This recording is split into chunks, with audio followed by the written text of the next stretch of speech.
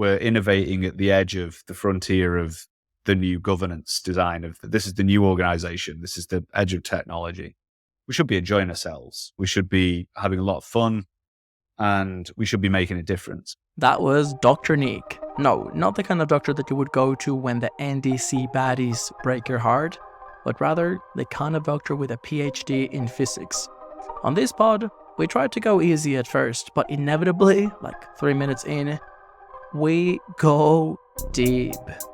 As soon as Nick says that physics is a protocol layer of the universe, we fall into a black hole where we keep going back and forth between the core essence of humanity and society and the new frontiers of technology. With every topic, we keep peeling new layers of wisdom and knowledge as Nick keeps drawing from his experience teaching cryptography to working at a nuclear facility and more. Some of the key themes that really stood out to me include the value thesis of crypto, his unconventional path into NEAR, and perhaps most importantly and topical at the moment, the work that he's doing on DAOs and governance. A final note, if you enjoy the podcast, please be sure to like and subscribe, leave a cheeky, glowing review, send us a tweet. Any small gesture really helps the podcast grow. Without further ado, I'll let you enjoy this wild, wide-ranging conversation with Dr. Nick. Bye. Hello, friends. Welcome back to another episode of the Wild User Interviews podcast with me, ABB. Today, it is an absolute honor to have with me Dr. Nick. Nick has a PhD in physics, learning theorist, governance designer, CEO, building emerging technology at Factory Labs, and more. Welcome, Nick. Welcome, mate. Thank you very much for having me on AVB. Was it an accurate description? I usually go by the Twitter one, but I know that people can be a little bit playful on that one. Yeah, that's my bio. It's pretty real. It's pretty spot on. Amazing. PhD in physics. That's pretty intense. It was, yeah. It's good. Feels like a lifetime ago now, but yeah, I did 10 years of physics towards the start of my career. Was physics as cool back in the day? Because I know that it's getting onto the mainstream now with time traveling and nuclear, and it just seems to be more relevant in more fields. But I don't know, what got you into it back in the day? It was deeply uncool when I did it. It was actually, school was like pretty tough for me. I found it incredibly boring. So my grades weren't that amazing. So the only reason why I stayed in academia was because no one wanted to do physics when I wanted to do it. It was undersubscribed, but I ended up getting into a really good physics course. So yeah, it was deeply uncool. I think it was like The Big Bang Theory. Do you remember that TV show? That sort of made it trendy and cool again. And that sort of changed it all around, which is good because we need physicists. But yeah, it's a bit more cool now. That's amazing. And it is very useful despite the coolness factor or lack thereof. Yeah, it's just very everywhere. useful. Yeah, it's pretty much how the universe works. I remember when I was in high school, my physics teacher used to say, this is like high school physics, but everything is physics. Everything that you look at, there's like physics there. But then the chemistry teacher would say the exact same thing is everything is chemistry. Everything you look at, there's like chemistry there. And I was like, okay, I see your points. I think you may be slightly biased, but yeah, there's just so many things that we often overlook. Yeah, physics is like the protocol layer of the universe. That's when you get to the bottom. That's where it is. Do you find that with that acquired knowledge, let's call it deep expertise, do you sometimes look at everyday things through those like physics lenses? Yeah, always. It's when you spend long enough studying physics, you do absolutely pass everything through that lens. I view the world as a kind of from a scientific perspective. But yeah, I have to say a bit less than I used to in the sense that like physicists hard STEM background people tend to look with a kind of very hard reductionist view of the world. Yeah, so physicists, tend to be quite reductionist in their worldview. So they just have this logical positivist view of the world, where if you can't measure it, it doesn't matter. And I spent, after leaving physics, about 10 years moving through social sciences and education governance theory and things like that, which made me, again, change my worldview to be a little bit more open and understanding of the social layer as it were. It is interesting because I feel like the internet is forcing us to all collide. Something that I've been thinking about recently is that if you can't measure it, and it's more superstitious or like religion or conspiracy or something, but even though you can't measure it, there's a surprising overlap with things. For instance, I'm looking at religion, like the origins of the world in the Bible, and then looking at simulation theory. And I'm like, yeah, I think that the creator of the simulation is the God. And then you start to realize that we have a very strong connection that seems to be human in nature, but that we're just projecting it or decoding it through completely different means. And you may be Yeah. able to reconcile both. Maybe God created the technology, or maybe the technology was the origins, but we didn't know how to explain it 2000 years ago. So we just invented this other thing to make it digestible for people. But yeah, it's a good ayahuasca session for sure. Yeah, we're getting deep already. Yeah, I think the kind of Big Bang thing is like a good example of how there is things that will be fundamentally inexplained, right? What I come to realize is there's always going to be things you just can't measure that are intangible. The way I actually rationalize these things is through complexity science, actually, which kind of says there's emergent things that you can't see coming. They're unpredictable. Even if you had a computer that knew all the state of the universe, you still might not be able to figure out where it all came from. And you mentioned the internet's made us all connect together more, but that's made the world more complex. We live in a complex system. Humans bring the complexity. It's one of the reasons why I love DAOs so much is that, as soon as you add humans into the mix, it gets very unpredictable and messy. And that's when you start to need governance and stuff. And you can't always measure what's going on. You're working in the unmeasurable. So I find that stuff really fascinating. But like on the sort of philosophical side, it's going to be some hybrid of all of these ideas is where the truth is going to be, I think. Very interesting that you're the second guest in a row that in a completely unplanned way bring up complexity science, almost to the point where I actually looked it up. I did a little bit of research and I signed up for complexity science through Coursera. Oh, lovely. It's offered by a professor at the University of Technology in Singapore, I think NTU, National Technology University or something.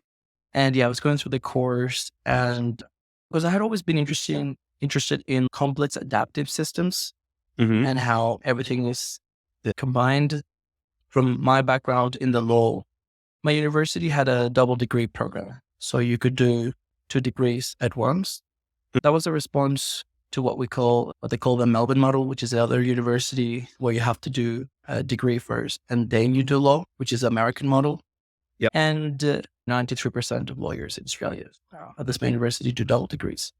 Some people think it's a waste of time and money, but when you look at how complex society is, you realize that the legal training is like the thinking layer. It gives you a framework for assessing information, but then you have the problem of what subject matter expertise do you have? Yes. And engineering law, commerce law, biotech law, like you need to have the source of the information coming in. You also need to be able to digest and understand. Complex adaptive systems are fascinating because I found out really quickly that very few people had that multidisciplinary training where you get both your, say, science depth background and the legal background to understand how it interacts with other things. And I think that lawyers are disliked because of the way that they build and also misunderstood because they tend to be very nuanced. And I guess that they can see the multiple sides of the coin. So complex adaptive systems is fascinating because you're always trying to consider or predict something that, as you say, like you may not be able to measure, or you may not be able to measure until it happens, at which point it's too late. Like your job is to avoid risk. So I think that from very different angles, we very much meet in these trying to predict or shape the future for the better, perhaps. Absolutely. And delighted to hear you getting it. Whenever I hear someone's discovering complexity science, I think the world would be a better place if more people understood complexity thinking is sometimes called, where people can look at the world with a more nuanced point of view and understand unpredictability and abstractions and the limits of them.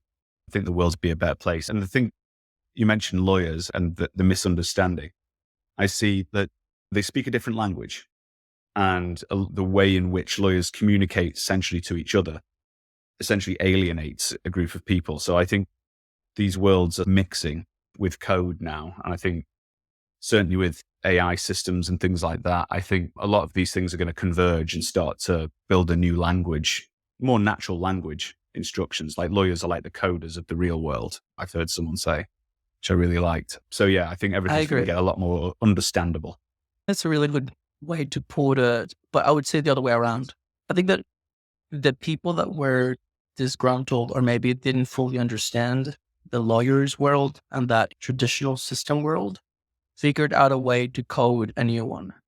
The problem is that in this new world that we've coded, we're also lacking the complexity to understand why were things done a certain way to begin with. Like the example that I always give people, and I don't know how old you are, I don't want to ask, you can share if you want, but I've seen photos of my dad when he studied in Canada back in the day, in the 70s. Yeah. He was the craziest, funniest hippie. Long hair, sitting on top of a car, smoking, anti-war protests. And when you look at that generation, it was a generational thing. It was a very strong sentiment. And people don't realize that those same people are the boomers of today that are most conservative. And what I try to explain to people is that if you talk to them for long enough, you can see that it is not a resistance to change. It is a resistance to repeating the same mistakes of the past, which is why the conversation is so nuanced. We have to understand what was tried before, why was it tried, and where did it fail. Just looking at those three things, and if you prove to me that you can actually understand them, maybe we can come up with a better model. I'm sure that there can be a better model, but I continue seeing a very reductionist, a very simplistic view of the world, selfish in some ways, short-term in others, but yeah, I don't know if you identify with any of that distribution, but no, yeah, I'm generally a bit on the older end of the crypto crowd. It's weird. I moved from being one of the youngest. I was a senior academic for a while. I was one of the youngest associate deans in the country, so very much on the youngest side, and then coming to crypto, immediately moving to the oldest side. But still, it's not far enough away that I don't get the culture and all that sort of stuff. But yeah, we are looking for a new model, I think is exactly the right phrase for it, actually. Something that wraps in all the old models, but puts a new frame on the world. Keeps the respect for what has happened, but moves forward in a productive way and finds a new way of synthesizing what's been in the past. I generally find the whole project of what we're working on here with blockchains as the site at where that new model is going to emerge. I think that's a very subtle warm-up, an introduction to the value thesis that you shared on Twitter recently. I like it because it captures both a point in time, like where we may be now, and yeah, there's some analysis there as to what we may be trying to achieve or could be, what we may be doing wrong. So yeah, maybe I'll let you try to explain it. Pretend like I haven't read it on Twitter, but it's the value thesis. So yeah, as a bit of background, I was reading a book called Why, and it's about a kind of philosophical sort of text on whether there's a purpose to the universe. Did God do it all, or is there no God and it's completely nihilistic and pointless? And he tries to rationalize a kind of non-theistic look at the universe. And just as a kind of tool in that book, he separates out two ideas of value. One with value with a small v, which was just the numbers, constants, physics constants that sort of decide what the strong nuclear force, one of these, cosmological constant, gravitational constant, these kind of numbers that make up the fabric of the universe. They put the values into an equation. It's just a digit. Just digits, just a number. In fact, these kind of fixed numbers that if they were even slightly different, the universe perhaps wouldn't have even formed at all. And there's certainly only a tiny little window of how these numbers can be set where life could exist, where we could exist. It's 10 to the 200 or 300, the chances of this happening by chance. Kind of scary when you put it that way. Yeah, it's called the fine-tuning, universe fine-tuning. And yeah, all of these numbers just so happen to be the only way that they can be. And you can rationalize this by thinking there's many universes and most of them fail and all this kind of stuff. But he makes the argument that the reason why we're in this one is because it can have value. So there's some kind of selection, calls it a value selection hypothesis, that we're in this universe. It's incredibly unlikely that that this kind of range exists and we're in it. So maybe there's a force to the universe that is there to create value. It selects for value. And he calls that value big V value, capital V on value. And I just picked this idea up and used it as a kind of lens to look at what we're doing in crypto at the moment. And yeah, we've got we're in this kind of nihilistic phase where everything's meme coins and just about number go up, not much else. And I was lamenting the loss of the real sort of vitality there was in the industry when I first came to it in about 2016, 17. And it was anarchist and had a real sort of let's change the world sort of idea to it. And I feel like we got a bit lost and we've just made everything about the small V value. All we're doing is chasing these numbers around on a screen.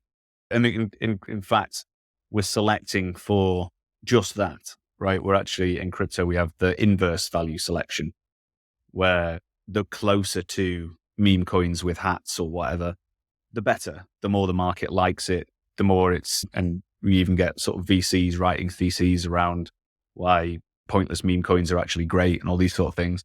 So yeah, I just started to look at what is the point of all this. We've just come out of a bear market. It's been tough for everyone. What's the point? What are we doing all this for? And that was largely where I was taking it.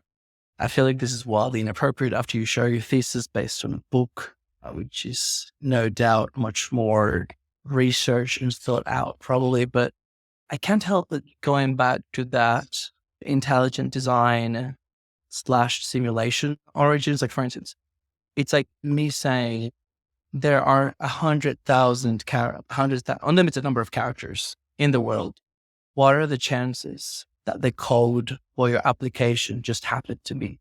If you change a handful of characters, the code would not run. And obviously because somebody wrote that code to do something, it's function centric. And I think that when you put it that way, you can see that most things that we create have a purpose and ideally they create value to the user. We can look at value capture from a business model, but there is a deliberate reason why something, is done a certain way. So yeah, I wonder about the universe and almost like that meta playground. We got the right set of conditions with the resources, with whatever, and then it's go and discover what you can do. But there's still like a purpose, like improvement or something. And I guess that probably ties with the cyberpunk. I would love if you could expand on that because that's roughly when I came in as well. Like I discovered Bitcoin in 2013. I read a book, research, but it wasn't until I graduated uni in 2017 that I went into crypto full time. And that's not only why I resonated with, but that is still how I would identify myself. I am on the cyberpunk crowd, contributing towards the core infrastructure to build something else. How would you describe the movement? What are the values? What draw you to it? Because I know that we have very different backgrounds. I believe you live in the UK. Yeah, I live in the UK. I've always lived here. The cypherpunk aspect of it, I came to studying governance. I worry about things going wrong at a systemic level. So I worry about what happens when governments collapse and what happens when things go deeply wrong and what happens when crises hit. So we saw one with the pandemic. All of a sudden, governments can, if they want, completely remove all your freedoms overnight. And all of a sudden, you can be criminalized for leaving your house, right? And I worried about this stuff before that happened, and now I worry about it even more. and the cypherpunks were worrying about this long before I was. And the cypherpunks saw that cryptography and the ability for people to be able to communicate with each other without surveillance was like a safety net for civilization away from things going super wrong, from power getting out of hand. The people like Philip Zimmerman, who invented PGP, which now is the basis for all blockchain technologies, saw these tools as a kind of important thing for civilization. And what I saw blockchains as is a way to take that a step further and move it into more social layer coordination systems. So instead of just being able to communicate to one another peer-to-peer privately, we've now got these tools to be able to organize outside of, as an alternative system to one that exists today. So I see a lot of what we're building here as a redundancy system for if everything goes wrong in the real world. And it's not exactly looking too stable at the moment, to say the least. I thought not only is this a new industry that is going to create a lot of new tools and a new frontier of technology. So I've always been very excited about emerging technologies and where the future is going. And technology is what drives civilization, always has done. So I always wanted to be at the frontier of of where technology is going.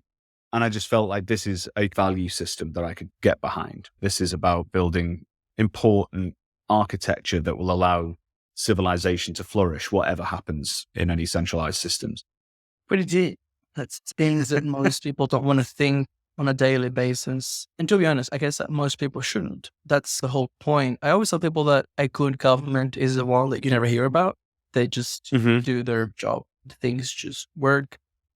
Not invasive, not corrupt, just easy does it. It's similar as the way that we don't think how our clothes are made. Well, perhaps we should. Some people have some views on that. Yeah. But yeah, that makes me wonder, like, how many people should be thinking about this? And because the way that I see it, and I, through some of your writing, we're very much aligned. The end user doesn't give a shit, but we have to understand that we cannot build sustainable, resilient models if it's four of us in it. So we have the challenge of building something for the masses, but the masses don't give a fuck. And I think that the core point that you're driving through your thesis, which has a little bit of a bearish tone, but there's also excitement there. We'll get to the near part in a minute. I think that the core point that you're driving is, if you want to be in the car where we're driving towards this outcome, you have to be aligned with the outcome. Like, we cannot be in crypto building the alternative if crypto has become a circus of meme coins. The meme coins are not the solution. Where are the people with the vision? Like, where did the people with the values go? Are we aligned? Are the meme coins being detrimental to the core value proposition? How many governments have we alienated? How many big deals have we alienated? Which new technologies are being written off because they don't get as much visibility or a chance as the more prominent memes or scams? Yeah, I'd say in the piece, I don't have a problem with meme coins at all, actually. I personally now find them a bit boring. And like, when I first got to crypto, I thought, God, this is hilarious. This is fun. People are just like, this is what happens when you democratize the markets. People trade memes around. And I found that actually really energizing. But the kind of problem is, it's like, I think the phrase I use is the Inu layer never dies, right? This is the base layer of the industry, which is, there's always going to be meme coins. There's the first app ever created in crypto was Satoshi Dice. And that was a gambling game that, like, gambling, speculation, it's just it's very much actually close to the base layer of the economics in this industry, because it's democratized, that instead of central banks and institutional structures being the base layer, it's gamblers here, because it's everyone just speculating on pointless meme coins. What I think, though, and I think, so I don't see any problem with it. I think it's pointless to have a problem with it, to be honest, because it's fairly inevitable. They're always going to be there. I don't have a problem with them either. I actually just made a video promoting some meme coin competition up and down. I think it's great fun. It's a way to onboard average users. I guess that the nuance is, we all need to understand the role that we play and which stage we're in.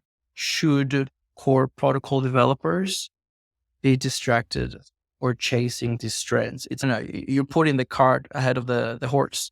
Yeah. It'd be like asking the engineers writing the algorithm for TikTok to also be dancing on the application to be popular. It's not two different people. We build a technology that enables these trends to occur. I do find it fascinating how people take it and run with them. But we have to understand that's not the North Star. It's not. And I think this is it. It's finding out if we end up with just that, then it's a kind of very market nihilism sort of phrase of things where, that's all right, we've just landed on the idea that there's not much point to all this. Let's just make it a kind of decentralized casino. And actually, I think it's got so much more potential to be actually societally transformative. And I think we just need to start more ready looking for that. A big problem with the meme coin things is a lot of them are rug pulls. If they were fair meme coins, I'd have zero problem with them at all. I found some research last year that 99.7% of tokens launched on Uniswap were rug pulls.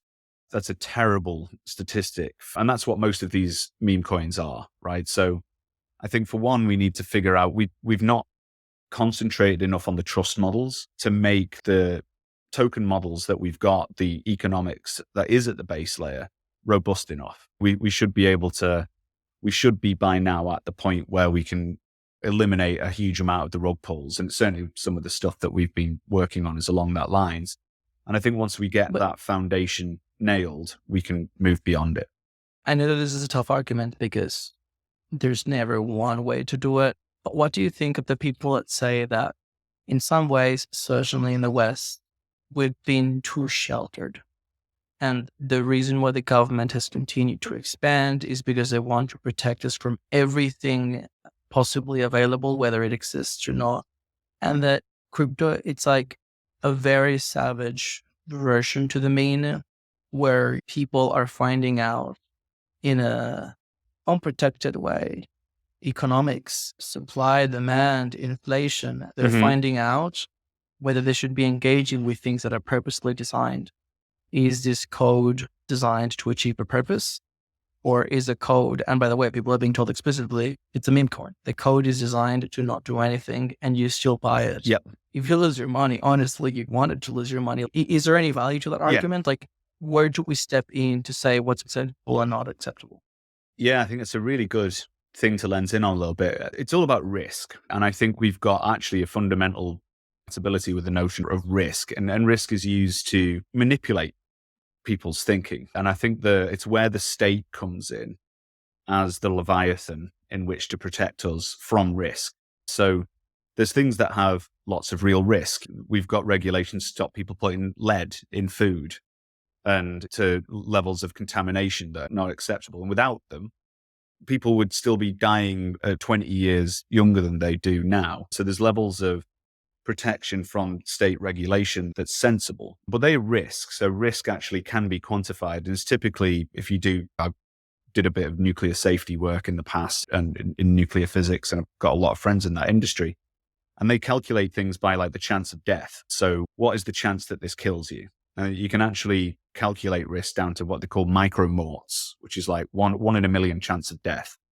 And you can rack up several of these every day just by walking on the street and going outside. And that's why we have speed limits. If there was no speed limits on roads, then you're adding 6 more micromorts of danger to your life every day. But the problem is we conflate financial risk with the risk of death. There are actually different classes of risk. And people, as far as I'm concerned, as long as people should be able to come and gamble on meme coins if they want, as far as I'm concerned. There's no risk of death unless people ape their entire life savings, as long as their rent and everything into them. And that's one of the things that we're trying to do in the UK now. We're trying to stop people from just doing that, trying to bring it into closer to gambling laws where you're not allowed to put your entire house in it. The problem is that this is incongruent with the technology itself, which is permissionless. There's no amount of regulations that will stop someone aping their life savings into cat with hat token if you just can't stop them. There's no way to do that. So I think we've got to understand what risk is about and understand what can be done technologically, because I think you can just adopt standards in this space that make it better. This is hologram theory. It's a whole new rabbit hole. We don't have to go through that. But I sometimes like to think of humans as a computer. You've got your own code, and it's fascinating to try to predict input, output.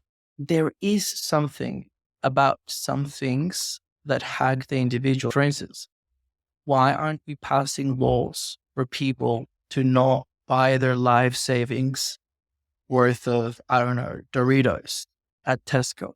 Because people, this is a good question, but I think that we have an answer. No one has, and probably no one will. There's just nothing about Doritos that you would aid in your life savings. Yeah. Not sure if it's the best analogy, but you can see how there's something about like gambling and dopamine and people being more. Yeah, I think there has to be a line, because I think and this is what one of these things that worries me about where the direction of travel might be. We might get to the point where we say, okay, too much TikTok is bad for you. And then we start legislating control of people's phones so they can only use TikTok for 2 hours a day or something like that. There's got to be a line somewhere.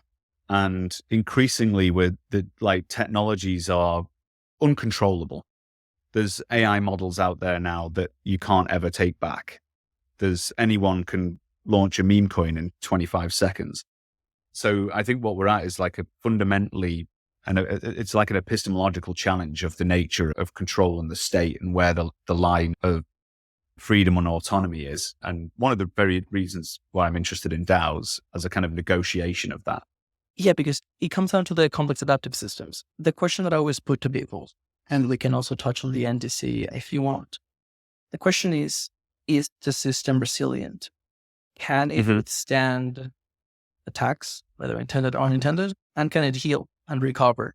And if you look at something like the freedom for people to engage, I would argue, and this is where the libertarian in me comes in, some of these systems have self-healing mechanisms. Like, for instance, inscriptions. On Near, we saw that inscriptions start bringing the network down. Their response is not asking for a government to regulate how many inscriptions you can mint, or like very blunt, centrally mandated solutions, restrictions. We've seen pragmatic responses around contract-specific fee markets. Yeah. And trying to scale in different ways. RPCs as well. We're moving from having a free public RPC, which you have the tragedy of the commons, one project overloading, etc., moving to a freemium model. So you can be like, hey, everyone can use the RPC, but if you have a very heavy load event, you also have to pay for your way. So there's mechanisms like that. I even think of things such as anyone can launch a meme coin, anyone can buy a meme coin. But when you look at lending markets, we don't list meme coins as collaterals, because you can see how one person's financial decisions, and they may be responsible, they may lose their money, we compartmentalize it. You cannot, expand your losses or expand the risk to other people. And I think that's what's beautiful. If you think about it in the most raw ways, DeFi is much safer than traditional finance. Everything is over collateralized and everything is visibly public. Traditional finance, dude, good fucking luck finding out what was your mortgage debt, how much the bank has in reserve, trying to get your net worth in cash dollars. That doesn't exist. That boat sailed a long time ago. Yeah.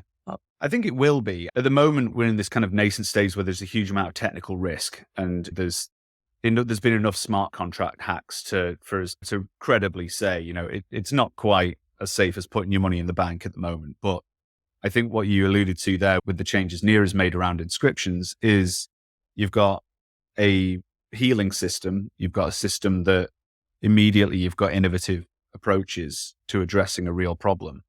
And crypto systems, it's a hyper competitive market. If there's an immediate problem, there's teams running at it straight away that there to fix that, because there's an incentive to do so. But also we've got the ability to bring in market crypto economics to solve these things, like dynamic localized fee markets is a beautiful, elegant solution to these things.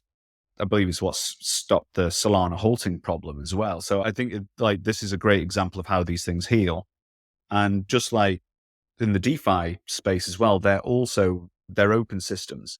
So when we find a bug that's present across several projects, they're either all going to get exploited and leave the game, but that knowledge makes it, or they fix their code and they evolve. So that it's a Darwinian system in a say. And like over time, we'll end up with primitives that are completely battle hardened and will be more, we get all the open transparency and value of those technologies. And we've minimized the technical risk because just through evolutionary design, essentially. last thing I'll say on this point, because there's so many things we want to cover. Yeah.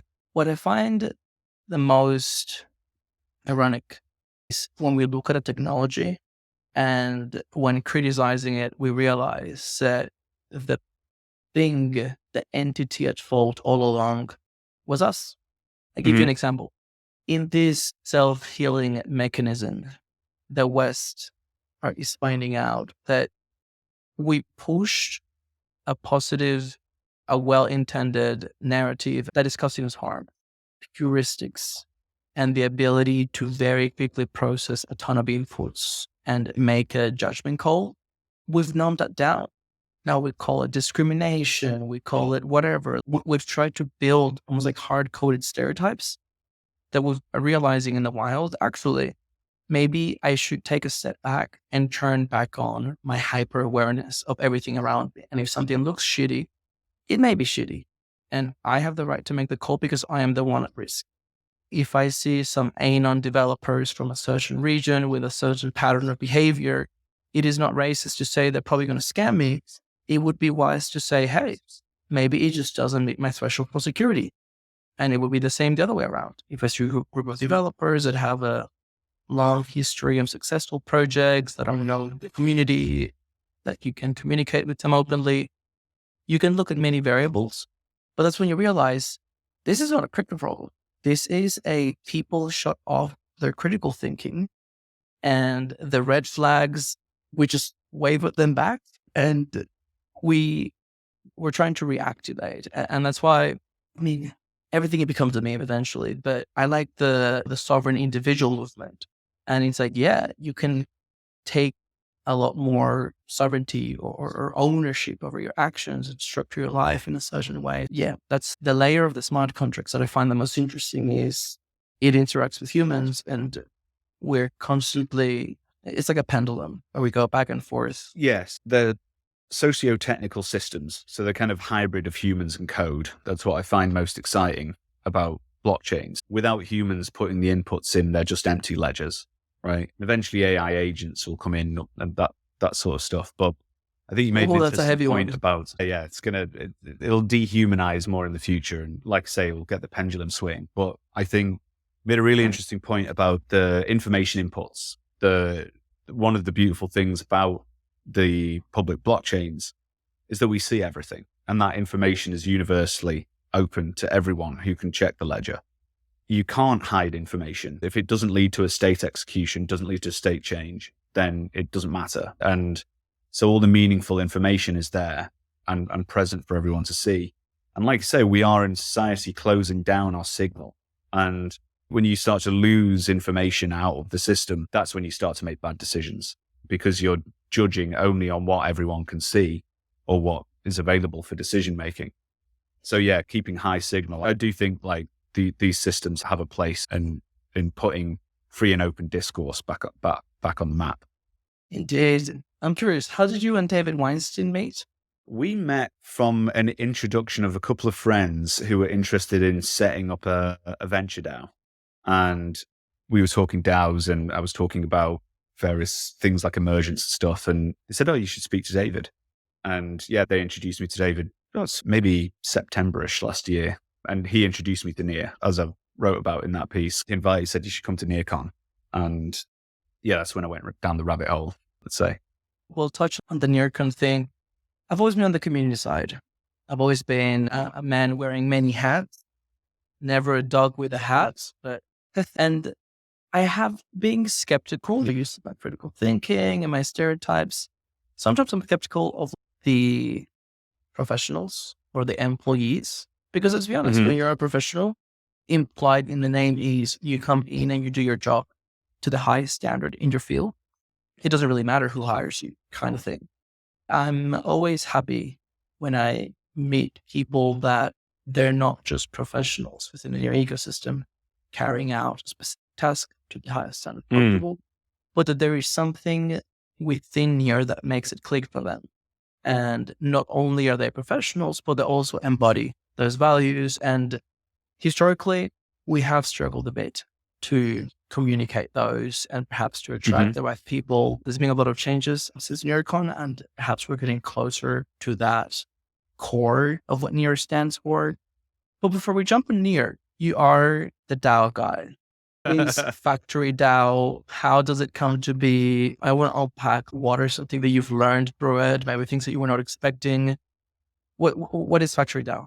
It's quite a long story. I would say I've been obsessed on decentralized organizations for quite some time. From before DAOs, I built a sort of decentralized organization about 2012, 13 inside a university as a way to get people to self-organize around problem solving inside the university. And the DAO happened a few years later in 2016. And when that blew up, that's what brought crypto back into life. DAO. The DAO, the original ill-fated, disastrous DAO. For the young people.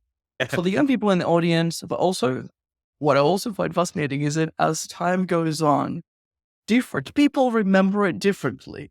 Yeah. So how would you describe it as the original purpose or the vision? Because it was quite a phenomenon back in the day. Yeah. So the original DAO was like a decentralized fund. It was the idea that the original sort of idea, Dan Larimer, who was making BitShares at the time, went on to make EOS, first proposed something called the Decentralized Autonomous Corporation. And then Vitalik sort of that out into an idea he called the DAO in the Ethereum white paper as a kind of mechanism for people to socialize transactions. Essentially, we can have a way that we can pool money together and decide how to spend it. And the original DAO idea was very much that. It was, we all put our money into a pot, we get some tokens in return, and actually our team in that case would present investment ideas or ways in which to spend that money to the token holders, and they would vote on whether to invest in it or not. The DAO, as it was called, essentially got hacked. There was a mechanism in it that if you didn't like a proposal, you could withdraw your tokens, your money from the DAO in exchange for your tokens. And there was a re-entrancy bug in it, which allowed you to keep calling that function and just keep taking all the money out of the treasury. It was classic smart contract bug. This was a huge disaster and led to Ethereum forking, rolling back the chain and forking. And that news story is what made it into my circles at the time. I was teaching cryptography before this and got to Bitcoin early on. But Ethereum was a total blind spot to me. I was a Bitcoiner for a few years prior to this, but I'd been concentrating on education and other things for a few years. But yeah, the DAO, there was news articles that make it into my sort of tech feed at the time. And then at the time I was working on a decentralized organization and thought, wow, we can actually do this on the internet. We can take massive hyperscale decentralized self-organizing systems onto the internet and it's going to change the world. And yeah, that led to a complete obsession on this idea. And I've been down that tunnel for a long time. And yeah, since then I was trying to break out of academia and get into crypto for years. And then just before in 2020, we did it. Just before we keep going, what would you say fuels that obsession? What do you see in the DAOs? What potential is in your mind that may not be obvious for people elsewhere? This changes a lot, and I answer this differently quite a lot of the time, depending on where my head's at the time. I think it's one of those alternate systems to, there's the centralized way of doing things, the decentralized way of doing things. So I've experienced working in a decentralized organization and seen the kind of new problem solving that can happen. So what I'm excited about is creating organizational spaces or just simply digital spaces where people can self-organize and solve problems that we couldn't solve before. Purely around this idea of collective intelligence, I think we'll build new kinds of organizations that are better places to be part of, that will do things that we couldn't do before, solve problems that we couldn't solve before. I think that we're very much aligned. It's just that sometimes it's hard to hit the nail. Like, why couldn't we do this before? What was it around like the decision-making, the coordination, the enabling of trust around people that may have been spread across different jurisdictions, different legal systems, different currencies? There's no legal recourse. Because that's, to me, what made the DAO so exciting as a concept. It's very similar to many DAOs that we have now.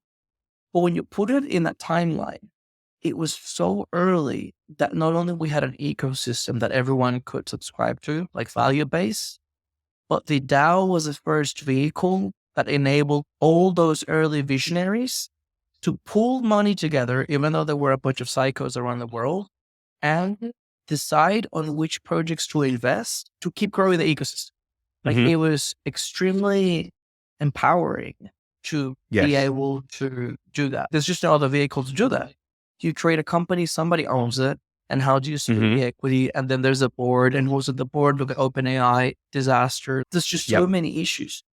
So the last thing I want to ask is, the DAO also created a beautiful philosophical dilemma very early on, which is code is law.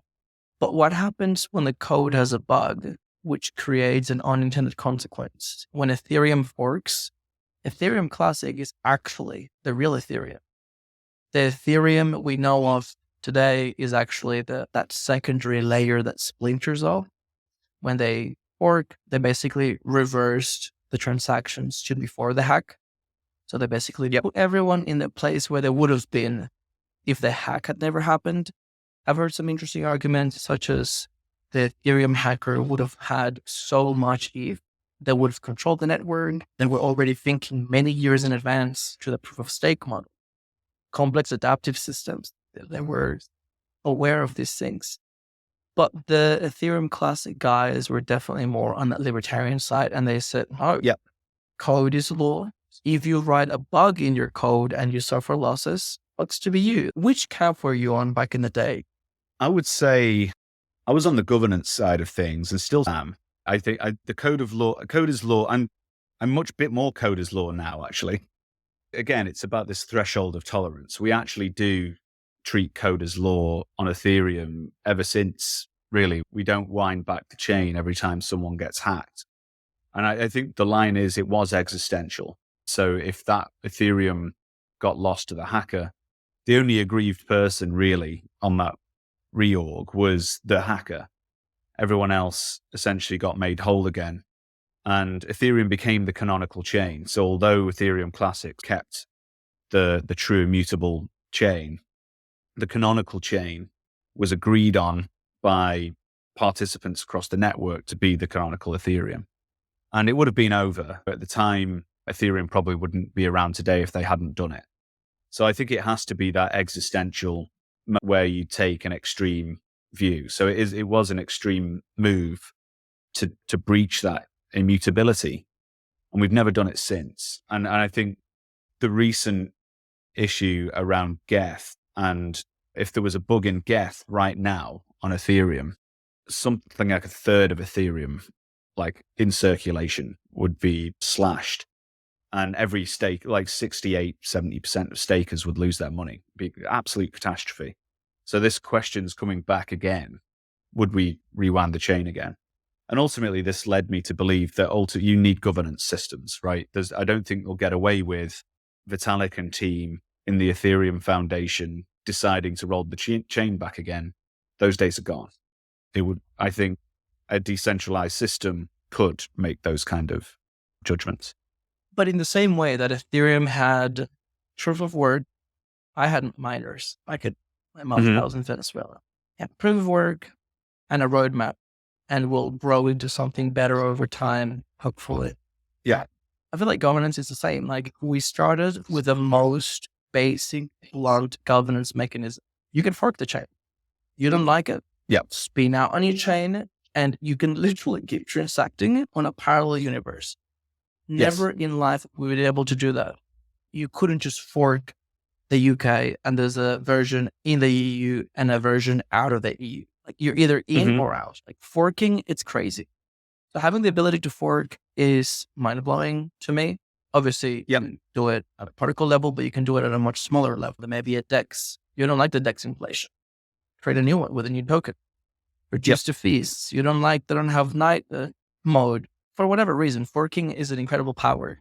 And the other two components would be, where do the miners or the validators go? So are you able to secure the new chain?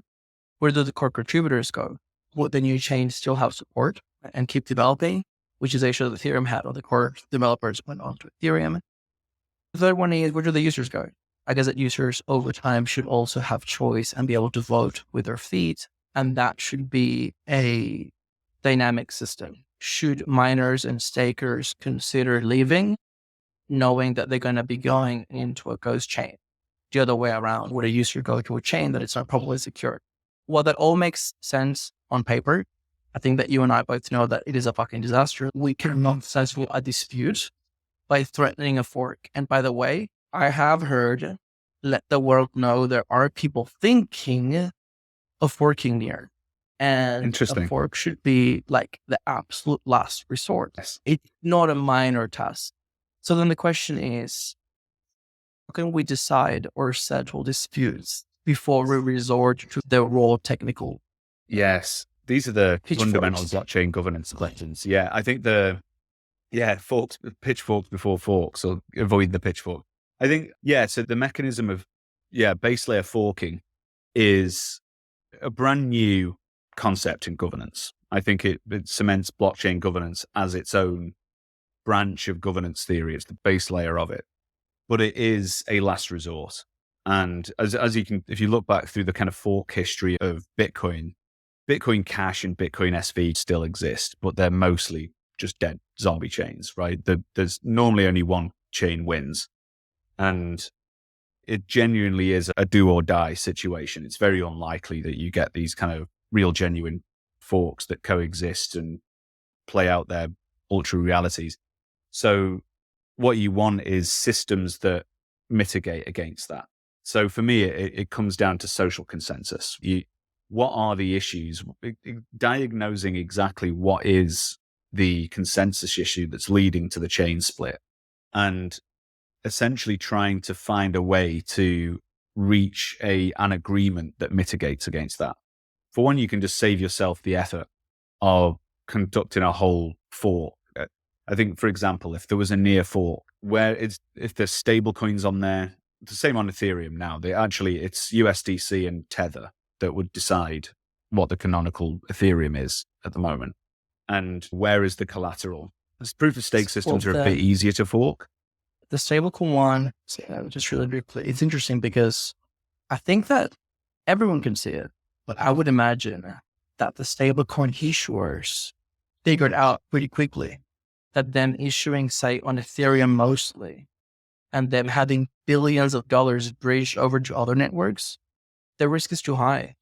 Yeah. I normally think about it from the user point of view, but for them, say, for instance, there's $1 billion that goes to Avalanche or Harmony, and the bridge bucks up. You can't get the $1 billion back. Mm-hmm. How can you redeem the money? I guess that for them is not as much of an issue because they keep the USD, but that's why we're seeing them issue stable coins natively on each blockchain. But that doesn't solve the forking issue because you can't just double the amount of dollars in circulation. So it doesn't. When there's real world assets on a blockchain, that makes the fork different, the fork separation completely different. Whatever new fork there is would essentially be starting from scratch. And all of the USDT on there would essentially not be real USDT. I think we will see some kind of grand fork happen at some point in the future. I think I could imagine Bitcoin forking around the ordinals piece. I think there'll be a original Bitcoin and a Bitcoin that's happy to have ordinals and tokens and all these other things built on top of it. I wouldn't be surprised if we saw a compliance-based Ethereum split. So like an OFAC compliant, base layer compliant thing that just allows power to inject compliance lists and block lists into the base layer. This would be a fantastic point to plug Aurora Cloud. Aurora is interesting because they've gone down a more business corporate solutions, which makes them not very sexy in the traditional crypto world. But when you start to think of those real world applications, it's actually extremely useful. Through the Aurora Cloud offering, they have what they call an Aurora silo. So you can basically spin up your own EVM up near. There are many benefits, including having full compatibility with near and other EVMs, etc. But one of the interesting things that they're offering, especially because one of their focus areas is real world assets, is full KYC compliance. So it can be permissioned. You can have, the website has some images of the dashboards, all the users. You can collect some information from them.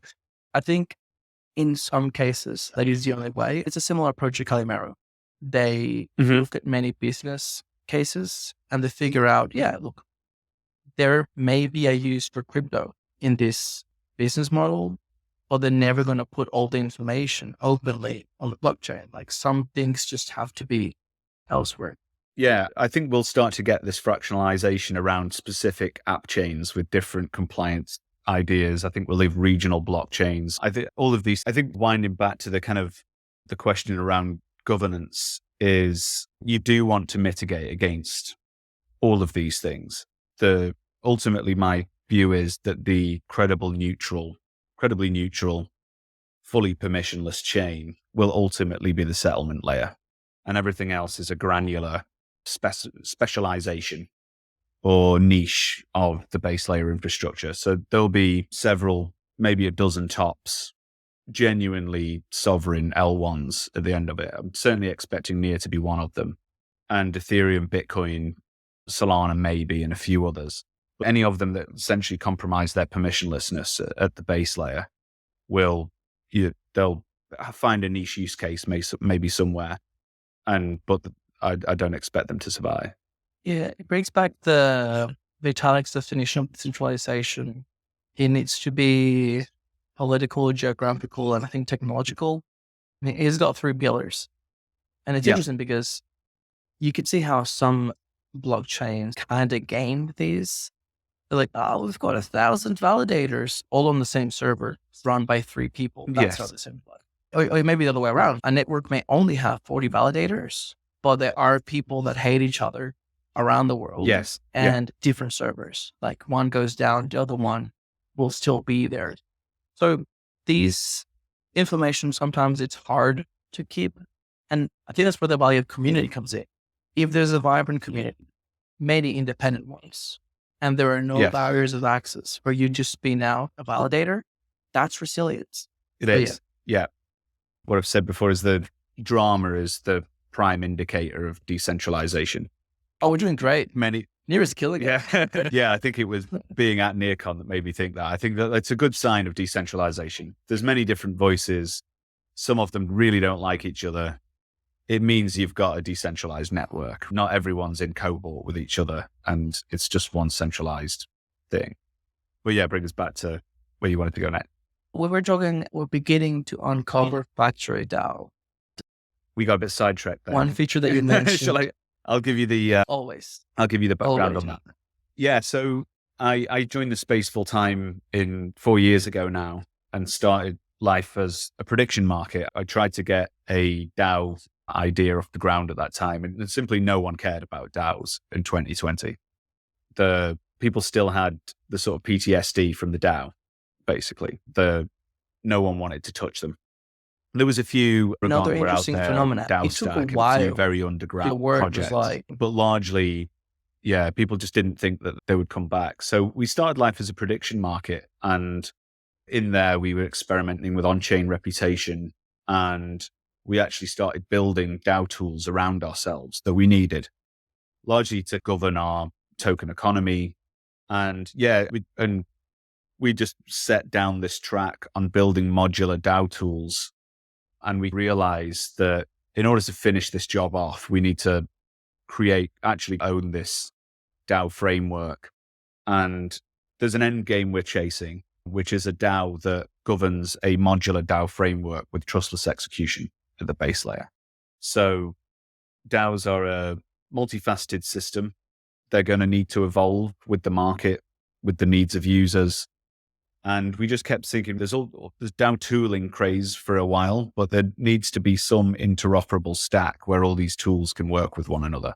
Factory DAO is going to be this execution layer governed by a DAO that sort of governs which tools are the canonical ones. And they'll all interoperate. And our idea is to not just create the tools, but create the support and organization that people will need to build effective DAOs. When you want to launch a DAO in a few years, which I have a feeling a lot of people will want to, maybe sooner, you're going to go to the place where the tools you can take off the shelf, you don't need to be a smart contract engineer in order to do it, but you also get a group of people who know what they're talking about, operating and dog fooding DAOs themselves, helping you design the thing, helping you run the thing, and backed by an open source code base that evolves with the needs of everyone that uses it. So that's what we're trying to make. What kind of tools are we looking at, and what level of customization would people want to consider, or what sort of things have you seen so far that people are interested in? The kind of bulk of what we got to first was token issuance. Again, trying to get into this issue of fixing the rug pull problem. Like the problem with meme coins is not the memes, it's the rug pulls. It's the fact that the team dumps all the tokens into the market or yanks the liquidity, or it's a fair launch where actually 90% of the tokens are all bought by the early insiders. So we built a few of those tools to just get tokens into the market and build a strong token economy. So we built a app called Bank, which locks in token emission schedules cryptographically. It's all viewable through a dashboard. So you can see exactly what the inflation schedules are, which accounts are holding them. You can check that all the tokens are vested. It also acts as a kind of distribution mechanism for tokens for airdrops, vested airdrops, DAO payroll, that kind of thing. And then you've got a token, anyone can mint an ERC20. And with this Bank, anyone can set all the token economy up. But you still need to create a market. So we created an app called Launch, which auctions a block of these tokens and then injects the liquidity into an AMM. Price discovery on the listing, bootstraps the M, so you've got a market, initial buyers, vested tokens, and then we have a system called Yield, which then allows you to use liquidity mining to increase the depth on that market. So you can pay people to come and be liquidity providers and stake your tokens in them. And that's our kind of fungible token ecosystem stuff. That's pretty good. Yeah, I think if you use that stack, those three applications, you can launch a token without a centralized exchange, in a completely decentralized manner, and everyone can have full confidence there isn't someone that can rug it and just run off or dump the tokens into the market. And it would apply to any project, not just a meme coin. Like yeah, but it's handy for meme coins because there's zero trust in those things. You shouldn't trust the kind of anonymous cartoon character that's running that thing, but you won't need to if you can check a dashboard and see exactly what the token is going to behave like over the future. But yeah, the kind of the follow on from that is, I think tokens are going to be, they'll have base layer of memes, but utility tokens will be what captures the value in a token economy. But the governance will be done by NFTs, and humans are non-fungible. So the governance should be as well, shouldn't be entirely plutocratic, and governance should be weighted to people who actually participate in the system, know what they're talking about, can actually add value to the project. And the path to that is weighting people's governance power based on a non-fungible identity. So we've built a system for issuing those and making sure they don't get all bought out of the contract by just like people with enough money to do. So that's our issue. It is interesting because at the moment, beginning to review NDC V2, the V1 model, one person, one vote problem, which is, Freudian slip. V1 had a one person, one vote as a framework that had many problems. Yep. Some of them were more obvious than others to some people, including you could just onboard an unlimited amount of people to vote. As long as you were a human, you could participate. But the second one was that even if you were all indeed individual within the ecosystem, you give people the benefit of the doubt. Let's assume no one's gaming it on a raw members basis. The challenge that you have is every vote in a real pragmatic sense doesn't have the same value, because I may not have any idea what the subject matter that we're voting on is, but somebody else may have a lifetime of experience and education. How can those two votes offset each other? So the new revision process is looking at how do we verify that people are humans on chain, but also how can we ensure that the key stakeholders, how do we ensure alignment amongst the stakeholders so that the network as a whole can grow? Even though it is decentralized and you can do whatever you want in it, we have a big pile of money that can be put towards that growth. So I guess that's a challenge. At the moment, it is leaning towards stake-weighted voting, which has challenged because, as you say, it becomes more. I'm curious, how do you issue those NFTs? How advanced are you guys in creating those mechanisms to assess people's participation? Is it frequency of voting? Is it quality of input? Do people rank each other? Because these are all the nitty-gritty questions that Yes, it's just harder to pin. yeah, this is the good stuff, and it's what I've been thinking about for quite some time. I think what I'm chasing is an idea I call informed consensus. So that issue of, instead of plutocratic consensus, informed consensus is the voting power is weighted towards your knowledge in a particular domain. So how informed you are about that piece. So if you're voting on proposals related to education, then people with a background in education or with a proven history within the system, and ideally we get to this where you don't need to put your credentials in, you can just prove it on chain, will have a higher weight towards those things. One of the paths to this is what I think is quadratic voting. So identities can have a budget of voting power that is nuanced through some kind of reputation dynamic. So you, with an individual, can have higher weighted voting power in a particular domain. So you can imagine a DAO that's making a decision about smart contracts, and your dev hub or equivalent structure has a much higher weighted vote on that, as opposed to the marketing DAO, which has a higher weighting vote on the marketing stuff. This is a kind of meta governance problem. And what you need is a voting system that allows you to nuance voting power individually based on a kind of proven history of participation in that domain. How you do that is another layer of the problem. You get into these, what I call the appraisal problem in DAOs, where you don't want it's not like a job interview where you've got a panel of 3 people who decide if this person's capable in that area, because that's quite centralized. What you need is a system that aggregates reputation in these domains over time. So trust is earned.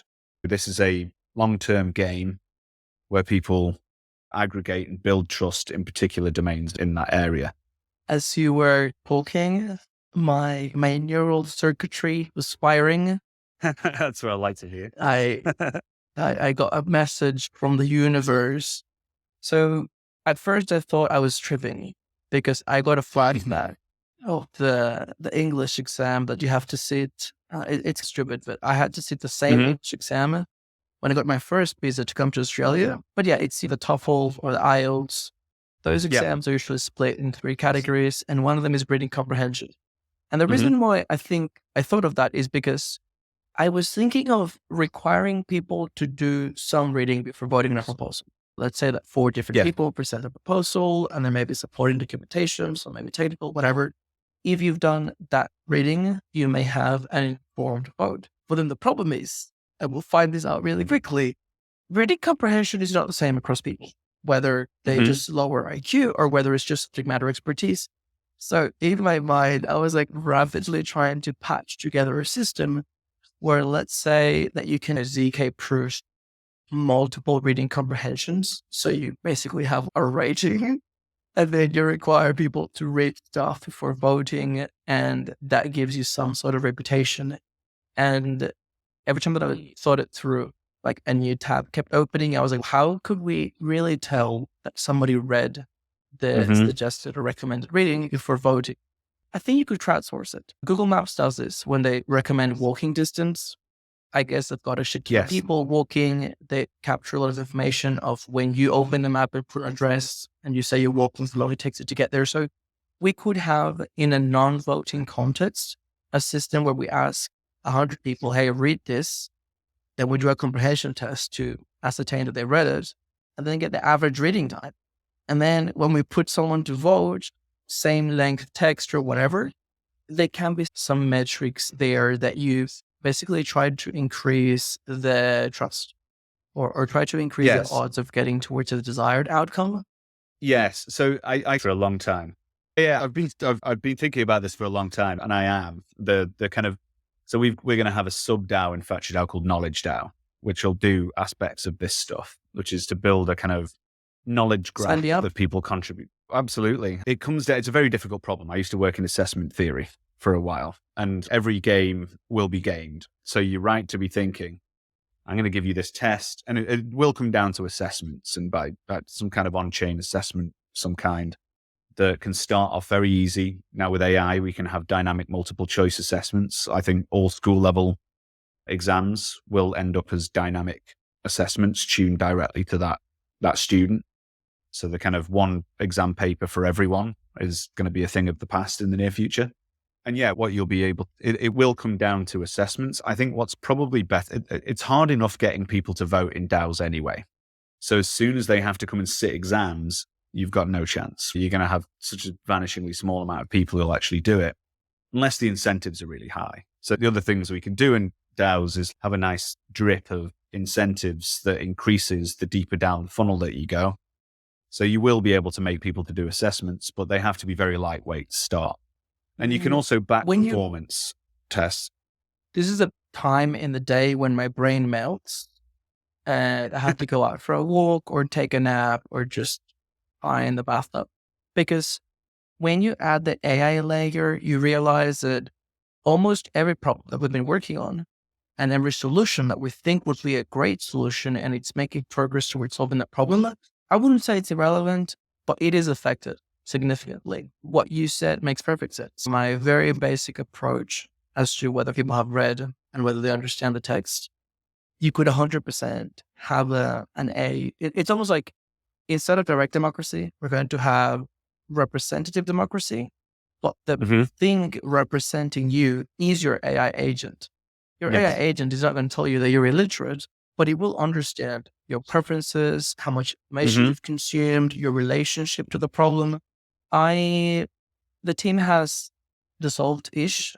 We're no longer working on it actively, but one of the things that I proposed to work on, and I was on the team that did the GSX Intel presentation at NearCon. Oh, nice. The biggest pretty good. Yeah, they got me to pitch the idea because they're all very deeply technical, and I was just trying to find a pragmatic angle for it. But the thing that because we're trying to like compartmentalize stages of development and like making a viable product, what can we do to get results now while seeking funding? And one thing that I would really like to see is an AI agent, think of a ChatGPT that you interact with, but it is, as I said, that intermediary layer between the elected members of Congress and their roles with NDC.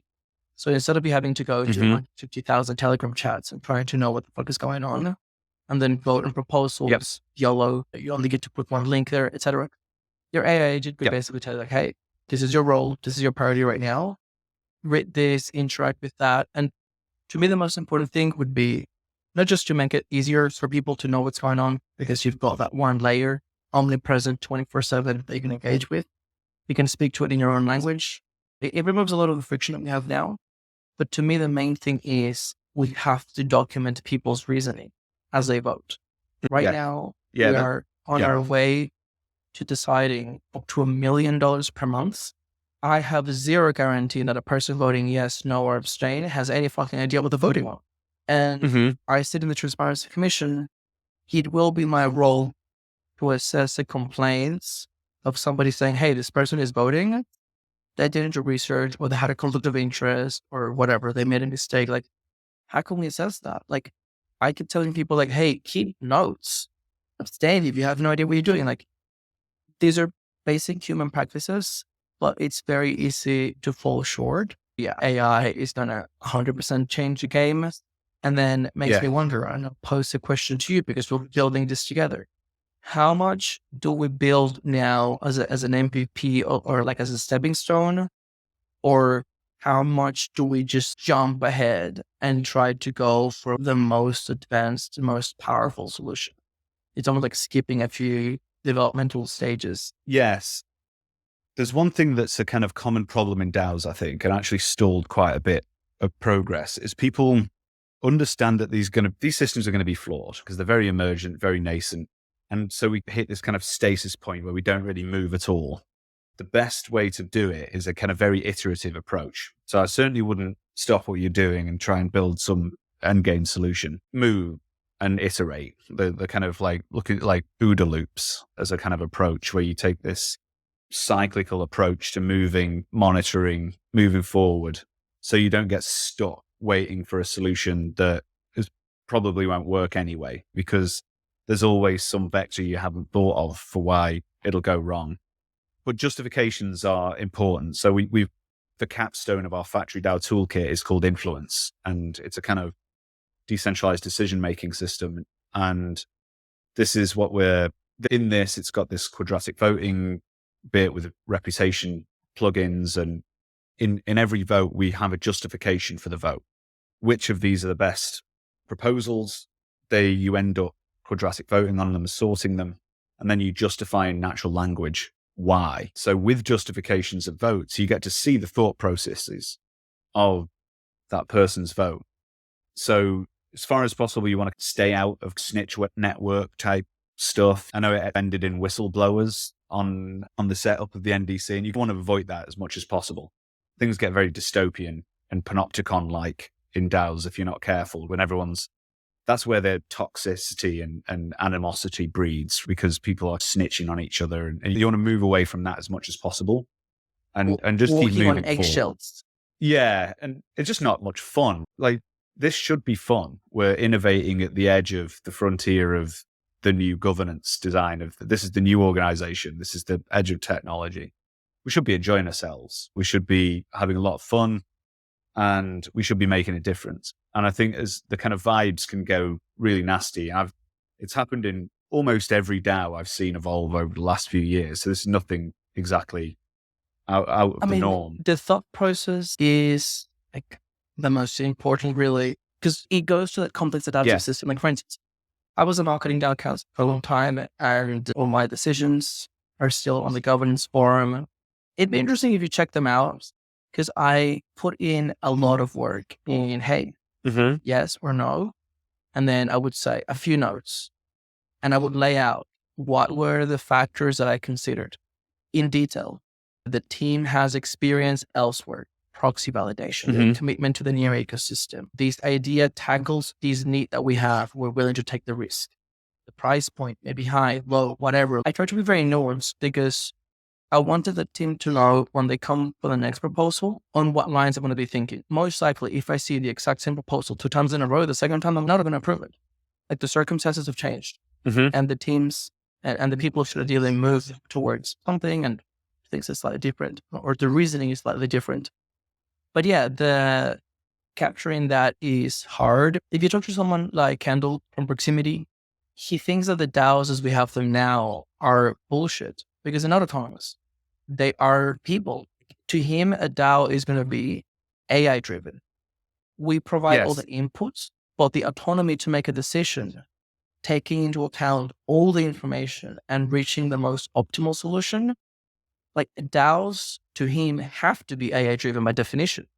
And to be able to get there, we need to also have as much information as possible on chain, because we need to validate where is it coming from, who is it giving, and I think that's the end game. So there's people confuse autonomy with autonomous at times in DAOs. So like decentralized autonomous organizations would be fully non-human. They'd be completely bots, right? And I actually think that's probably the tip of the spear of where DAOs go in the end. It's like they'll lens into a particular use case, do it incredibly well, and be fully automated, and humans can just check out at that point and go on holiday. I think we're quite a way off that, but that's where we're heading. I think this is the humans move right out to the edges. Beyond the edges, they just basically leave. You have a fully autonomous system that manages treasury and does all the execution. I think that's probably where we're going. For particular use cases, I think there's always going to be DAOs that become completely decentralized organizations on chain and are actually much more future of work orientated. There's a spectrum across all of these things. It's a genuine new kind of digital organization that can have many different forms. I think the other point that about your feedback on the forum, there's one massive utility of DAOs that will come to the fore over the coming years, which is you have that decision-making provenance. So I've worked in large institutions, and then why are we doing this? This is silly. And no one knows, right? No one has it. It's just the way we do it. It's a really common phenomenon. I've seen it in several institutions. It's how we do it because it's just the way it's been done. Everyone who made that decision is gone. Whereas in DAOs, we'll be able to look back 10 years and understand exactly why that decision was made at that time and match it up to the current context. And AI is going to help with all of that stack as well. That is one thing that lawyers often argue in court. When new legislation is passed, at least in the common law, we're both happy to be under our new king. Long live the queen. I'm not going to let that one go for a while. There is like a preamble. The purpose of the legislation is laid out at the beginning. So even though it may be very long with infinite number of clauses and exceptions, etc., they lay out what is the purpose of this existing. And sometimes legal reasoning, if there is something anywhere else in the legislation that you're just not entirely sure how to interpret, or there may be a challenge, you would often go back and read, what are we trying to achieve here? For instance, if we pass a legislation to increase the tax on something, to minimize a specific behavior, and there is a question as to the tax apply to, say, a new business model. The question would be, is that business model encouraging, discouraging, or neutral to the behavior we want to encourage? Do not apply the tax to something that it was never meant to apply, because it's not making any difference. And by the way, this is dating me, but when I arrived in Australia, they had just increased the taxes on pre-mixed drinks, like Smirnoff Ice and those kind of mixed drinks. And I think after a 2-year trial, the Treasury, whatever tax office said, you know what? We realize that it makes absolutely no difference to alcohol consumption.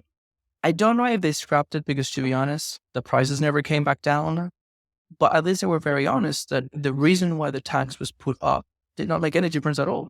You could keep the tax. Yes. But it's a very rarely collection put them mechanism. down Like, once they're in. let's not pretend like yes. the purpose is being met. And if you ever had to make a decision, take into account the tax is not making a difference. Don't put more taxes on more shit because we know it doesn't make a difference.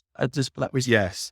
And this is why I think DAOs will solve problems that all other organizations don't. If you remember, you asked me why I think they're so important, is because you can see through the evidence of all governance in the real world that there's just daft decisions that are made a long time ago that are legacy decisions that aren't revisited.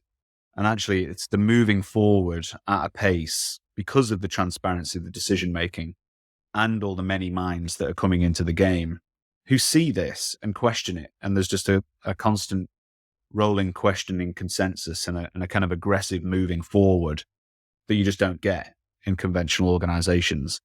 The challenge we have now is that the internet is both an incredible force and for good or bad.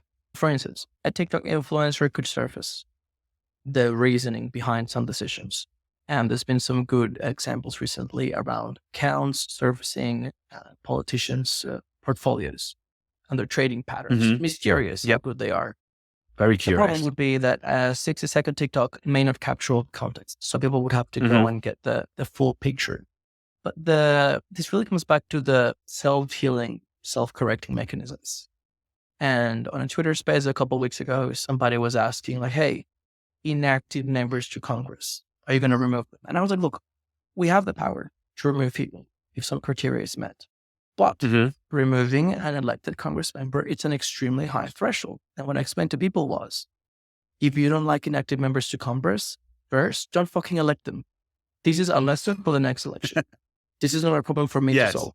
You've got relatively short election cycles, right? Yeah, 6 months. Next election campaign, you demand of your candidates, are you going to be active? And let's have thresholds there. The second one is, and I said it openly, maybe being inactive, it's a feature. It's not a bug. If you've got a dysfunctional parliament and half the people don't have the ability to participate, maybe that's for us to reflect on. What can we do to make them become active? I can't just go replacing everyone that may be opposing. They have a right to not do anything from my point of view, as long as there's some caveat to it. I guess what I'm trying to get to is... And they might surface when there's a decision they care about. I guess what I'm trying to say is, in that self-healing, self-correcting mechanism, there are people that I see that all I tell them is just document your reasoning. Because guess what? Even if the reasoning is shit, we just need to know for the next instance we get to decide who leads us. And different people may choose differently. That's fine. But we just need to have the information available. Yes. especially how people's thinking evolve over time, being able to capture and writing the lessons that we learn. There's just so much richness in that information that it's the only way for these young ecosystems to evolve. Now, Nick, I'm mindful of time, and there's a couple of things I want to touch on. I'll let you comment on these, and then we'll quickly move on to ghost chains. Ghost chains, cool. Yeah, just on that point, I think we should sit down and look at Influence App at some point. I think it's answering some of those issues. I think you're right on the money about collecting justifications of votes. And I think it's you want to try and stay out of the forum as much as possible and just get everything done with votes. And I think it's just have that moving forward attitude. I think you want the transparency. Watch out for if you keep removing people, you just end up with concentrated power. Every system needs to have inactive people are inactive just because they don't see the value in it yet, or they've checked out and they're busy on other stuff. They might reactivate at some point. If anything, you want more and more people. The dynamic should be like, let's bring bigger numbers in. That actually generally should make things better as long as your consensus mechanisms are good enough. But yeah, let's talk about ghost chains. Yeah, we'll definitely be revisiting this, especially because we'll be building some of this together. We've already established that, but in some of your writing, you mentioned ghost chains. And the quick preamble is, I'm very mindful, and this may touch on meme coins, of the first interactions that people have with crypto, because inevitably it marks them. And you mentioned that some past interactions with ghost chains have made it much harder for you to take seriously or to take the time to look into something to determine whether you should take it seriously. So I'd love to learn more about what were those experiences like, because eventually you reach near and it reignite that curiosity. So I'm wondering, what was some of that baggage? It's one of the things, you get a bit jaded in crypto over time. And it's hard to stay completely curious about new blockchains because there's so many of them now. I don't know how many new L2s there are this year, for example, just in Ethereum. It's north of 50. And at some point you don't even look at the website. It all becomes noise. And the kind of Ethereum killers that arose out of the last bull run, I just started to get a bit jaded with them. One, I lost nearly a year on. I spent a year working on a startup on EOS, and that was just a total waste of time. You can build a product on a blockchain, and if the blockchain is dead, then you're battling two levels of user adoption. So if you go and build something on the iOS store, your user universe is everyone who's got an iPhone.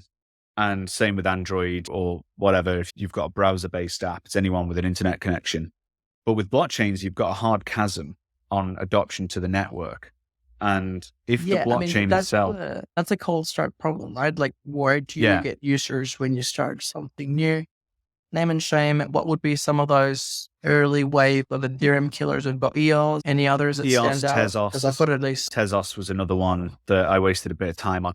So that was, again, good tech, actually. There's a few that are there that are good tech that are basically ghost chains, just because they didn't manage to get the ecosystem growth. The network effects never arose. I really liked Tesla. It was a little bit active in the community for a while. So what worries me is that it wasn't just challenges at the technological level. Maybe they were newer than Ethereum, but we're still lacking in some ways. And when we fast forward to near, you may well make the argument that we've advanced on the tech stack to actually enable new use cases. What worries me is that they may have indeed have had enough of the technology to get something going. They just failed at the social layers. And it worries me because when we look at near, we probably do have the technical part sorted out, but there are pending challenges. Like, we shouldn't take things for granted. Yes, absolutely. I think Near's got vast potential, and it strikes me as different it's got more of a new community and ecosystem than Tezos ever had. If you look at the exponential growth equations, they all start with this kind of A naught in it. What's your starting base?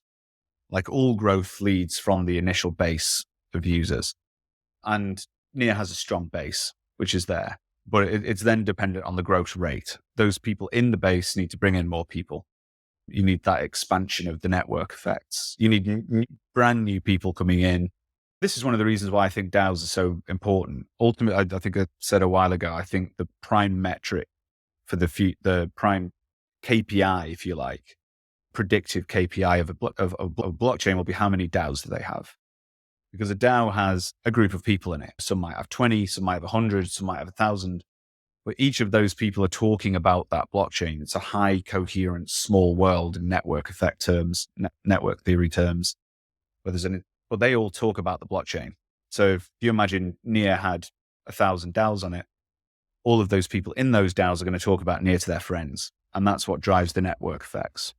This is music to my ears because I am in the process. I love that in every subsequent podcast, I release a little bit more alpha. I love it because it forces me to actually deliver on it. It's people that are watching now. But in the previous podcasts, I mentioned the House of Shards. Now the name has evolved to Shard 69. Controversial, but nice. I think you need some heavy hitting branding, and there's some lore to it. Right now we have 4 shards. We can expand technically infinitely. So this is almost like an elite program where we are on a mission to fill 69 shards, real apps, real users. Let's fucking go. And the intention is, look, let's turn competition and toxicity into something positive. Instead of going at each other's throat and trying to prove each other wrong or whatever with words, talk is cheap.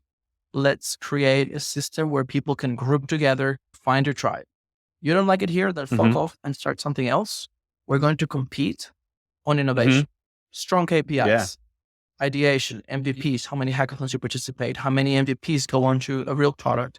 If you raise external capitals, we can define some KPIs and really empower people to go all in. I want 1 million. At the end of the year, we split it across all these tribes. And yeah, I agree with you. We need those groups of people that are really pushing the edges. That's one of the challenges of centralization and decentralization. If it's too centralized, people are waiting to be told what to do. If it's too decentralized, maybe not anyone is doing much. Yeah, you need to be pushing in the same direction. That's why I welcome Millions Return Foundation, even though it's been bumpy, because I feel like we're finally honing in on that builder blockchain. Like we're trying to really own that identity and say, hey, like right now we're building. We will have 1 billion users, but right now we want builders. And right now we want people that can really do something with that technology. So I guess that each one of these collectives will be a DAO. Yes. And I think having those collectives as DAOs will make them more anti-fragile, right? It means you'll get robbed less, at least by wherever that money goes, right? And by the way, I think the builder thing, sorry, man, go on. I know, I was just going to say that. You mentioned before that an interesting feature of the DAO was that if people left, they could take their share of the treasury with them. Yes. Moloch DAOs also had that. It was called rage quitting. And I found it hilarious. That's right, yeah. And I think it's a mechanism that we should revise to know how it may apply in different contexts. In the neural circuitry party that it's in my head, I was thinking, what if for every member that resigns or is removed, the budget shrinks? What is a rage quit equivalent of a protocol level governance? Like, how do you remove your consent? Yes. Yeah. I think that, so rage quitting mechanics or exit mechanics are one of the things that are often neglected in DAOs. It's like offboarding, getting people out. This comes back to the kind of big V value thing. It's like we're building esoteric stuff here and I think the thing with the builder mindset is great. We do need the builders because we need the apps. So you need the products, but you can get too infrastructural where those products aren't providing any value to any people in the real world. So it's just as long as you're not building for other devs exclusively, because you can keep building that's for what devs. The decentralization, because we have to be decentralized but coordinated. Because for instance, I talked to one of the product people at Pagoda at NearCon. I was sitting in block 0, hacking away the hackathon and looking at some of the presentations. And I told her, this is fucking insane. Like the presentations here are off the charts. Like I am seeing technology that I did not know that it existed. And if you guys are able to deliver, this is going to change the world. But then I asked her, how many people are using all the other great shit like Fasttool that was released many months before. Mm-hmm. They're not tracking. And to be honest, not that many. The ecosystem, I can tell you this adoption is not that high. So how can you simultaneously succeed and fail? You succeeded at your job, like the delivery of the very hard technical implementation. Is the adoption failure on you or on someone else? And that's why I keep saying, look, we need to be more aligned, more communication, etc., because it's a team effort. And I see my role in communicating and trying to organize these decentralized savages. But yes, I think that's it, man. I think you can have all the tools. There's a kind of, if you build it, they will come. It doesn't really work in technology, or it can do, but it can take many years, right? And actually, it's about the practice of using those technologies. It's about context. It's about human use. It's the social to the technical. These are socio-technical systems. So yeah, it's learning from the users and seeing what the users need and want, and make much more of a human-centric design alongside the sort of developer base is what's needed, I think. But yeah, I think more humanity. Amazing presentations around human-centric design. And once again, like the challenge is, how do we get that information to trickle down? Amazing yearly conference. Fast is a good example. It really, and it's very much online with the chain abstraction idea. Onboard people, make it super slick, get rid of the blockchain out of the equation. But it's still, what are they authorizing into? It's like you're moving through a portal, and I think you're moving people into a space. What do you do with them when you've got there? And like, how can you help people cross the chasm? And this is something all blockchains are wrestling with at the moment. And this is largely why we're just stuck with meme coins, right? And why we've just got degens gambling. So yeah. I don't know if you knew, but the history of Near and DAOs, we had a very strong creative DAO. This is like 2020. And what I explain to people is, why was the creative DAO? We had two, they merged, whatever. Why was it so strong? And I explained to people, and context is important as priorities and funding changes, because there was nothing else to do on chain. We needed a community. The tech stack was 2 years away from being like fully fledged. The creatives community was great because they didn't demand too much from the technology, and they were lively. Like, they brought in their energy and their shit, and with the basic stuff that we could offer them, they were. And I feel like we're going to be mindful of that, because it's an example of, let's try to identify what is holding us back. For a very long time, the technology was holding us back. The reason why user experience is so shit in crypto is because you were wasting your time creating a user journey, and it's all beautiful and stuff, when you were forced to insert 17 approvals, $30 worth of gas. You couldn't get it. There were just too many ifs and buts. But now that we're getting to a point where the technology is pretty good, you can build something decent. Then the question is, who's got the product mindset? Because fuck me, the engineers are terrible. I've seen products that are not a product. It's just with one bot, and I was like, I don't even know what this is called. What am I meant to be doing? Like, it's really lacking. So now I feel like we can finally get in the product people, the designers, and start asking those questions that are very normal in the product space, but are very rare in the crypto space. What are the users? Yeah, what this problem is are it. we solving? Unfortunately, I'm going to have to. I've just realized the time, but I've got another meeting I need to run to, and I'm late for it. But it's been wonderful chatting for you, mate. It's been great. Sir, Let's do it again. We'll have to have you back. I also lost track of time, so I apologize. We'll have to have you back on. These things happen. I just hope that you keep building on Near, that we keep developing DAOs together, and we're so grateful to have you in the ecosystem. Wonderful, mate. I'm looking forward to seeing what we can do on Near together. See you later. Cheers. That's the end of another episode. As always, I just want to thank you for listening, because let's be honest, you are amazing. And I also want to remind everyone that everything contained in this episode is for entertainment and educational purposes only. Nothing on this podcast shall be construed as financial, medical, or any other type of advice, and you should always consult with licensed professionals before making any financial decisions. Make sure that you like and subscribe so that you stay up to date with the latest episode. We've got a steamy hot pipeline of guests that will keep you entertained right through the bear market. Stay safe out there, and I'll see you soon. Bye.